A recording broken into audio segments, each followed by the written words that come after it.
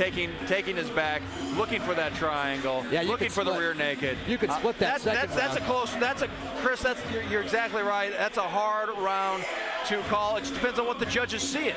You know, if they score it more for Jimmy for trying to finish the fight and going and having those dominant positions. But Gorton did get the better of the stand-up at first. This is going to be a really hard fight for Gorton to win, though, because even if he did get that round, that first round was a 10-8 round. Let's take a look at some of the action from the second round in this replay. Here's Jimmy near the end of the round. He locks in that body triangle, which just prevents Gorton from turning, prevents him from getting out, and then just Jones is able to control him. If he had a little bit more time, he would be able to pepper him a little bit more.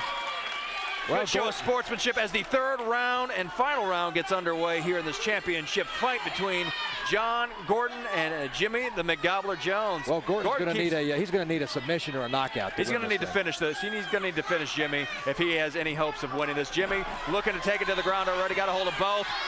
Jimmy with the takedown. Gorton has a hold of his neck. Jimmy says he's okay, gives a thumbs up to referee Mark Smith. 2 minutes, 30 seconds remain. Gorton holding on. Jimmy still says he's good, gives the thumbs up. Gorton trying to choke out Jimmy Jones with that guillotine, but Jimmy says he's fine. Still a lot of time remaining in this final round. Jimmy peppering the body a little bit. Now Gorton has a decision to do. Depends on what Gorton wants to do. Jones postures out, gets out, postures up. Gorton with some of those up kicks. Grabs a hold of Jimmy's leg, gets him with the takedown. Nice takedown there by Gorton. But Jimmy is very active off his back and looking to possibly end this fight with a submission, even though he knows he's ahead on the scorecard. That Gorton needs a submission right there. Or a knockout to win this thing. Yeah, Gorton doing a good job stacking Jimmy up right there, but Jimmy doing a good job holding with his hand around Gorton's knee, controlling him, trying to prevent some of those hard punches coming to the ground, because when you get hit from that position, you get hit by the fist and then your head hits the mat, so it's like getting hit twice. It's a tough spot to get hit in. 122 remains in this final championship round between Jimmy Jones and Jon Gorton. Gorton takes Jimmy's side. All right, so Gorton trying to get in that mount. He's in Jimmy's half guard right now. Jimmy still very composed from his back. 1 minute remains in this final round. Gorton really not being that active from the top. He may have a hold of Jimmy's arm. I can't see. Yeah, he does have Jimmy's arm. He may go for a key lock. But I think it needs to be more. I think Gorton needs to be a little bit more active. He needs to finish this fight. He's behind on the judges' scorecards.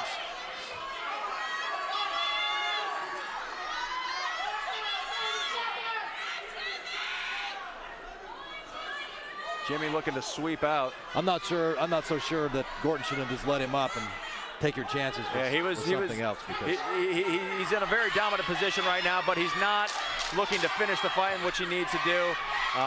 Jones, oh wow, with a reverse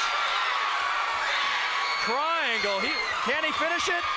Just seconds left. Oh, Jimmy Jones slaps on a reverse triangle there at the end. Exciting fight. This is going to be a close one to call, Chris. Well, this could be a draw if the judges scored those last two rounds for Gorton, but an exciting fight in the championship fight here at the Tuff-N-Uff Fighting Championships. Let's take a look at that final replay. These are the final 10 seconds, it looks like. Yeah, Jimmy slapping on that reverse triangle, so close. If he had more time, he would have finished it.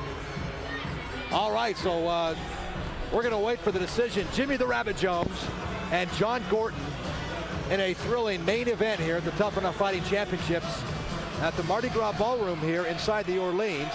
And what a terrific fight card it has been. Jimmy the Rabbit Jones looking to improve to 9-3. Just one of the real good guys, one of the young amateurs of the sport, 23-year-old, who you really can't help but to cheer for because he's just that kind of an individual. Jimmy the Rabbit Jones and Jon Gorton, the Gladiator. Gorton, just a 19-year-old, gave us a terrific fight. Now, Gorton was coming off a loss back in May and it looks like it's going to be Jimmy Jones walking away with another win.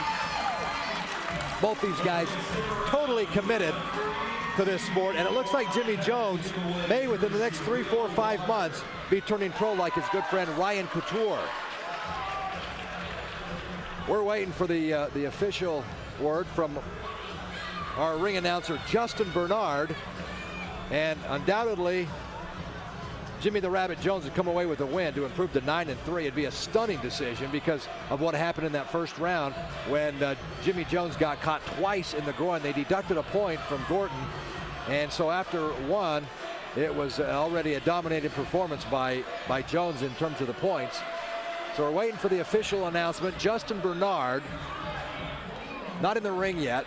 Everybody else is up in the ring. You got the belt up there. You got Barry Myers and Jeff Myers up in the ring. There you see a shot right now of Jimmy Jones. Jimmy Jones with Ron Frazier. Ron Frazier, a longtime radio host in Las Vegas back in the late 90s, early 2000. He was working radio in Las Vegas, Nevada here. But then he turned his attention to training over at the Extreme Couture Gym, and what a terrific job he has done with all the fighters over there as he works tirelessly with these guys.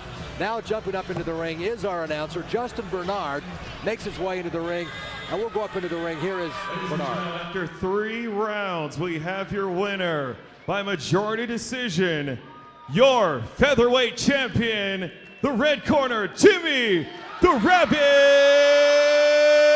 Jones.